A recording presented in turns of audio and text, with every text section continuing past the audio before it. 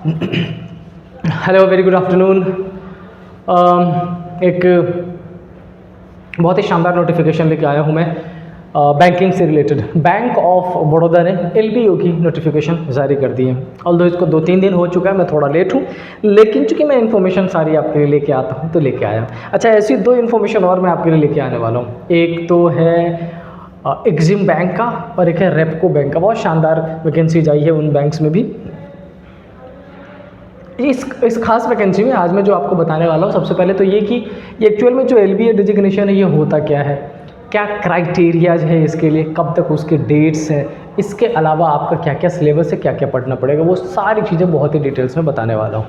इसके अलावा मैं आपसे एक इन्फॉर्मेशन और शेयर करना चाहता हूँ कि लास्ट वैकेंसी जो मैंने अपडेट की थी वो इंडियन बैंक का था, लेकिन अनफॉर्चुनेटली फंबल होते हुए मैंने उसको बैंक ऑफ इंडिया बोल दिया था और मेरे किसी बच्चे ने ये मैसेज किया था कि सर उसका कोई लिंक अवेलेबल नहीं है। तो बेटा उस पर सारी डिटेल्स, मैंने सारी चीज़ें इंडियन बैंक मेंशन किया था, बट एक जगह फंबल होकर बैंक ऑफ इंडिया वो मैंने बोल दिया था, उसको चेंज कर लीजिएगा आप। डन, चलो। अच्छा, यहाँ सबसे पहले देखो, सबसे इम्पॉर्टेंट चीज़ है नंबर ऑफ वैकेंसी, कितने पोस्ट है। इट्स 2500। बहुत ज़्यादा वैकेंसी होती है, आपको बस एक ही चाहिए। अच्छा, आगे जो इस वैकेंसी में मैं और भी बहुत सारी चीज़ें बनाने वाला हूँ ना, वो आपकी आंखें खोल देगी। अरे बाप रे, इतनी सारी चीज़ें हैं इस चीज़ में, बहुत शानदार वैकेंसी। चलो देखते हैं एक एक करके। सबसे पहले तो पोस्ट नेम देख लीजिए, लोकल बैंक ऑफिसर LBO।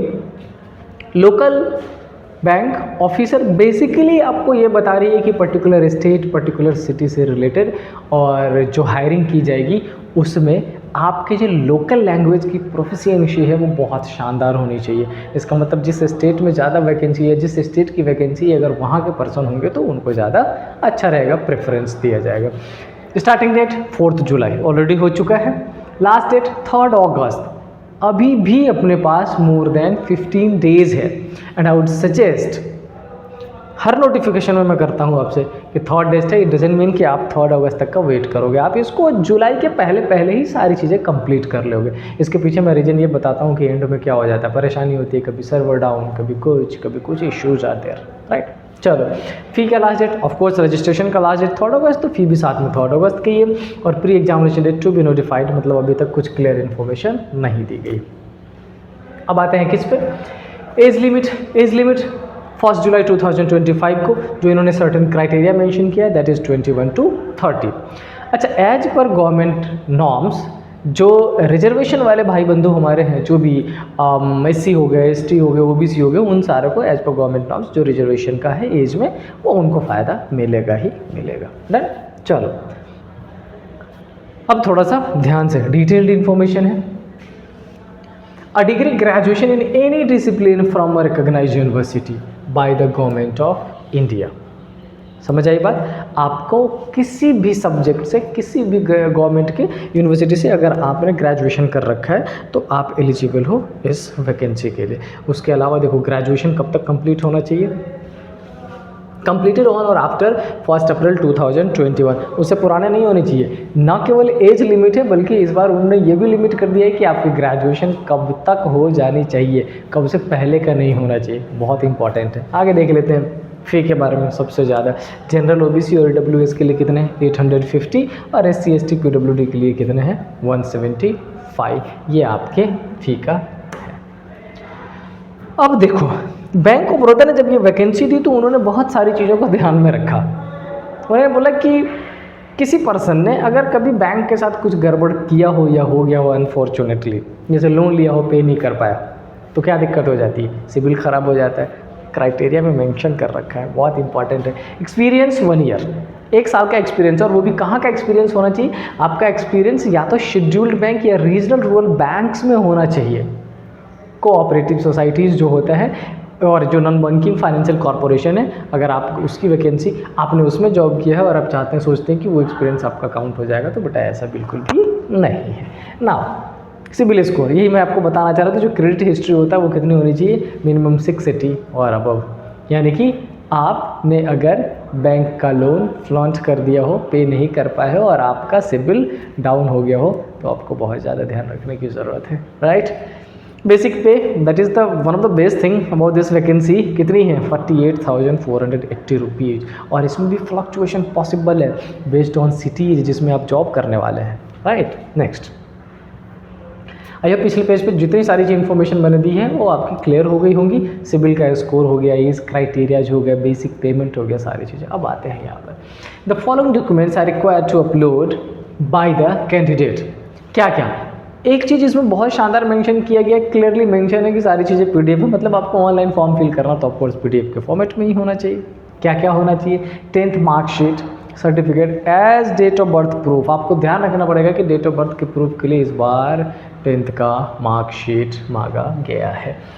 उसके बाद क्या लिखा है? All educational certificates in one PDF. अब ऑल एजुकेशनल का क्या मतलब है? जैसे इन्होंने बोला कि ग्रेजुएशन चाहिए, 10th 12th और ग्रेजुएशन तीनों के जो मार्कशीट है उसको पीडीएफ में कन्वर्ट कर लीजिएगा सॉफ्ट कॉपी में, और एक जगह कंबाइन करके तब उसको पीडीएफ में कन्वर्ट कर लीजिएगा और फाइनली क्या कर देना है? अपलोड कर देना है। अच्छा, उसके अलावा experience certificate if any PDF format में देना है। उसके बाद जो कैटेगरीज वाले हो जाएंगे जैसे caste certificate, category certificate, PWB, ex serviceman, जितने जो सर्टिफिकेट्स हैं वो सारे भी आपको सबमिट करने पड़ेंगे। इन सब में जो खास इंपॉर्टेंट है वो आपका all educational certificates in one PDF. बेटा ये बहुत ज़्यादा ही इंपॉर्टेंट है, ये आपको करना पड़ेगा, ठीक है। चलो, नोट में क्या लिखा है? एक सर्विसमैन के लिए, एक serviceman discharge certificate, NOC and resume is a document which is required to be submitted. अच्छा, ये एक सर्विसमैन का बेसिकली क्या होता है? जैसे आर्मी, एयरफोर्स में जो शॉर्ट सर्विसेज में होते हैं, समझ रहे हैं, उन लोगों के लिए स्पेसिफिक क्राइटेरिया मेंशन किया जाता है, स्पेसिफिक प्रेफरेंस उनको दिया जाता है जॉब में, और उसी के बारे में इंफॉर्मेशन दी गई। अब ये मैंने क्या लिखा है? State wise vacancy, total vacancy तो आपने देख लिया 2500, लेकिन किस स्टेट में ज़्यादा है वो भी आपका देखना जरूरी है। क्या लिखा है? State wise vacancy. गुजरात में बड़ा सबसे ज़्यादा है, 1160 वैकेंसीज आर देयर। कर्नाटका में 450, महाराष्ट्र में 485, आंध्र प्रदेश 82 एंड बिहार में 75। वो अगर आप इन पांचों को भी छोड़ दो, इन तीनों को ही इंक्लूड कर दो तो 448, ऑलमोस्ट 900 और 1160, यानी कि आप ऐसा समझ लो कि लगभग 2100 आउट ऑफ 2500 वैकेंसी तो इन्हीं तीनों स्टेट में है। मतलब ये कि अगर आप इन तीनों में से किसी भी स्टेट से बिलोंग करते हैं और इस लैंग्वेज में आपकी पकड़ अच्छी है, रीजनल लैंग्वेज में, तो ये जॉब आपके लिए बहुत ही शानदार है। आंध्र प्रदेश में 82 और बिहार में 75, वो तो है। अब आते हैं एक इन्फॉर्मेशन जो यहाँ मेंशन किया गया, लोकल लैंग्वेज प्रोफिशिएंसी टेस्ट। ये होगा, इसका सिंपल मतलब मैंने इसलिए मेंशन किया है कि आपको वहाँ के, जैसे आप गुजरात है तो गुजराती, कर्नाटका है तो वहाँ का जो लैंग्वेज है, महाराष्ट्र में है तो आप जो मराठी है उस भाषा में आपको अच्छा पता है। ये मेरे को चीज़ें ठीक इसलिए लगती है क्योंकि जब अपन बैंक में जाते हैं और बैंक में कोई ऐसा पर्सन मिले कि मैं सपोज कर लो मैं मराठी हूँ, महाराष्ट्र से हूँ, मैं मराठी स्पीकिंग हूँ, मेरे को हिंदी बहुत ज़्यादा अच्छी नहीं आती है, इंग्लिश नहीं आती है, और कोई पर्सन वहाँ पर ऐसा बैठा है जो मेरे लैंग्वेज में कंफर्टेबल नहीं, तो हम कम्युनिकेट ही नहीं कर पाएंगे। और बैंकिंग एक ऐसी फैसिलिटीज़ है जहाँ पर कम्युनिकेशन बहुत ज़्यादा ज़रूरी है, समझ रहे हैं आप। So this one is the good one, ये अच्छी चीज़ है। अब आते हैं किस चीज़ पे? पेपर पे। अब समझो, अभी तक जो चीज़ें थी वो सारी हमने डिटेल्स में बता दी आपको, कब तक फॉर्म फिल करना है, कितने फ़ी है, क्या क्या डॉक्यूमेंट्स देना है, वो सारी चीज़ें। अब सबसे इम्पॉर्टेंट है इन चीज़ों के बाद जो शुरू होता है वो ये कि पेपर में क्या होगा, सिलेक्शन प्रोसेस क्या होगा, that is something. Selection process देख लीजिए। ऑनलाइन टेस्ट पहला, इसको अपन बोलेंगे वनडे टेस्ट होता है, प्री बोल लीजिए आप इसको। उसके बाद क्या है? अदर रिलेवेंट टेस्ट है, वो आगे मैं डिटेल्स में बताने वाला हूँ। ग्रुप डिस्कशन यानी कि जीडी होगा, और उसके बाद इंटरव्यू होगा। अच्छा, जीडी से मेरे को याद आया कि जीडी हमारा एक और एग्जामिनेशन में होता है, और वो एग्जामिनेशन कौन सा है? वो एग्जामिनेशन है state bank of India PO में ग्रुप डिस्कशन का एग्जामिनेशन होता है। चलिए, सेम है? नहीं, इसमें एक चीज़ और है, ये to clear each section of the bank of Baroda LBO exam, candidates from the general and DDS categories need to score at least 40% marks। मतलब उन्होंने क्वालिफाइंग मार्क्स मेंशन कर दिया है 40%। For those belonging to reserve category उनको कितना चाहिए? 35%। But let me clear one thing, इन्होंने criteria mention किया 40%। अगर आपका 40% क्वालिफाई हो जाता है, आप ग्रैब कर लेते हैं 40%, इट डजंट मीन कि आपको राइट्स मिल गया कि आप डायरेक्टली जॉब के लिए एलिजिबल हो गए, नहीं। इन्होंने बेसिक क्राइटेरिया 40% मेंशन किया, लेकिन जितनी डिजिग्नेशन है अगर उतने बच्चे 80% वाले ही आ जाते हैं तो ऑफकोर्स उनको जॉब मिलेगा। मतलब ये कि जो टॉप स्कोरर होंगे जॉब उनको दी जाएगी, लेकिन मिनिमम क्वालिफिकेशन मार्क्स कितना हो जाएगा 40% and 35%। So it should be very clear in your mind, right. ये रहा आपके फर्स्ट एग्जामिनेशन का, और इसके बारे में हमें डिटेल में बात करनी चाहिए। टोटल कितने पेपर्स है आप देख लो, आपके सामने है टोटल 4 पेपर्स है। क्वेश्चंस टोटल कितने 180 डन। अच्छा 180 questions, each question carries weightage of 1 mark. Total कितने 120 क्वेश्चन और मार्क्स 1, इसका मतलब टोटल मार्क्स भी कितना हो जाएगा 120 मार्क्स हो जाएगा। The duration of the examination is 120 minutes. Important है, यस बिल्कुल इंपॉर्टेंट है। अब आते हैं सब्जेक्ट पे।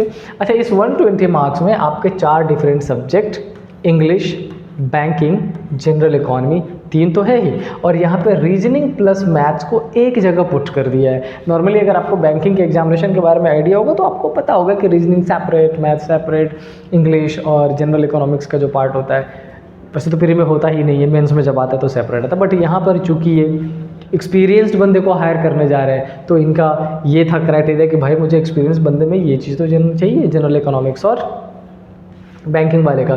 तो चारों ही सेक्शन के 30 questions 30 marks, it means total question 120, total marks 120 and fortunately total time भी कितना है 120 मिनट्स। इसका मतलब कितने आवर्स 2 आवर्स का एग्जामिनेशन होने वाला है, ठीक है। चलिए आगे देखते हैं आगे और क्या है इस नोटिफिकेशन में। So that is it. इस एग्जामिनेशन के बाद वो जो लैंग्वेज का प्रोफिशिएंसी टेस्ट होता है वो हो जाएगा, फिर ग्रुप डिस्कशन हो जाएगा और फिर इंटरव्यू का प्रोसेस हो जाएगा, ठीक है। अच्छा इन सब में जो सबसे ज़्यादा इंपॉर्टेंट है, आप ग्रुप डिस्कशन कई बार कर लेते हैं 15 डेज 20 डेज में क्लियर कर लोगे। इंटरव्यू का प्रिपरेशन आप कर लोगे क्योंकि आप ऑलरेडी एक्सपीरियंसड हो, आपको एक्सपीरियंस है, आप आसानी से कर लोगे। सबसे ज़्यादा जो इंपॉर्टेंट है वो क्या है, वो बेटा इंपॉर्टेंट है इस सेगमेंट को कवर करना, और उसमें भी ये सेगमेंट बहुत ज़्यादा स्कोरिंग होता है, आप अच्छे से स्कोर कर सकते हो।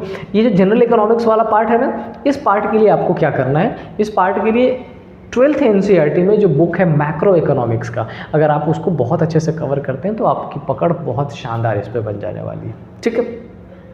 तो चलिए अगर आपको इस इन्फॉर्मेशन और मेरे बताने का तरीका पसंद आया हो तो चैनल को सब्सक्राइब ज़रूर करें, शेयर करें, ताकि इसकी रीच ज़्यादा से ज़्यादा बच्चों तक बनती रहे। टिल देन स्टे हैप्पी, जय हिंद।